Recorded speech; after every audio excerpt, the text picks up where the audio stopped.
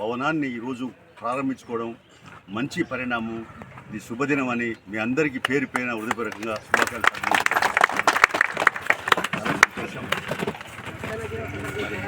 ఇప్పుడే మన వేణుగారు చెప్పినట్టుగా రాజన్న సిరిసిల్ల జిల్లా కార్యదర్శి వేణుగారు కడారి రాములు గారు ఇప్పటి నుంచో చాలా ప్రయత్నాలు, వాస్తవం కూడా వాస్తవాన్ని వాస్తవం ఒప్పుకోవాలి మనం.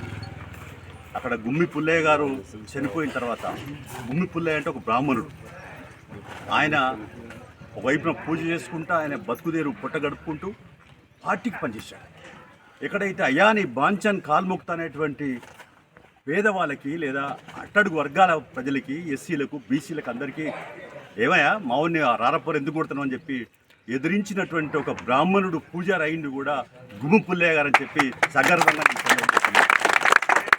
పుల్లయ్య గారు నేను ఎప్పటి నుంచో చూస్తూ ఉన్నాను. ఆయన చెన్నమనేని రాజేశ్వరరావు గారితో సాచి ఆయనతో ఉన్నా ఆయన అప్పుడప్పుడు చెన్నమనేని రాజేశ్వరరావును కూడా విభేదించేవాడు.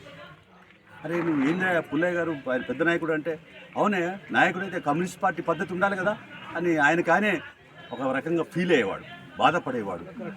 అదే అట్టడుగు వర్గాల ప్రజల ఆకాంక్ష నెరవేర్చేందుకు మరి చాలా ప్రయత్నాలు సాగినాయి. ఈ ప్రాంతంలో కూడా మరి ఆనాడు బద్దం ఎల్లారెడ్డి గారు సిరిసిల్ల తాలూకా, ఇదంతా సిరిసిల్ల తాలూకానే.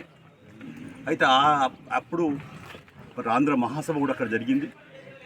అమృత శుక్ర ఇంకా అనబేరి ప్రభాకర్ రావుతో పాటు సింగిరెడ్డి భూపతి రెడ్డి లక్ష్మీపురం.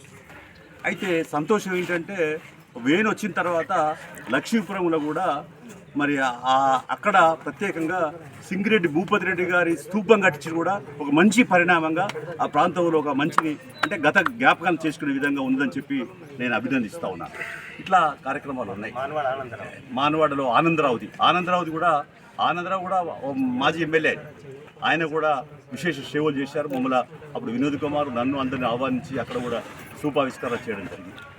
ఇంకా ఇక్కడ మెడుమానేరుకు సంబంధించిన సమస్యల మీద కూడా సమరశీల పోరాటం చేశాం, బాగా చేశాం, అనేక ఉద్యమాలు చేశాం. ఆ తెలంగాణ అంటే టీఆర్ఎస్ గవర్నమెంట్